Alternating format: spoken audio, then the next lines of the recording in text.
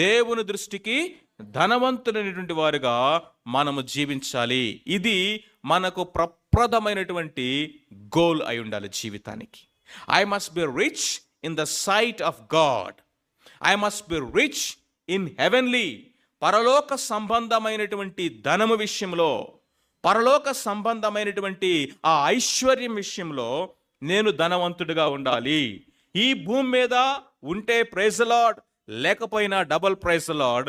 దాని గురించి నాకు చింత లేదు.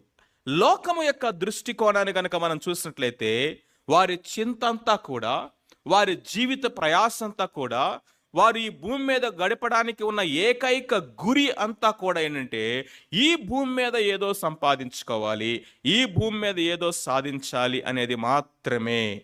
ఎందుకు అంటే వారికి నిత్యత్వపు సంబంధమైనటువంటి నిరీక్షణ లేదు కాబట్టి.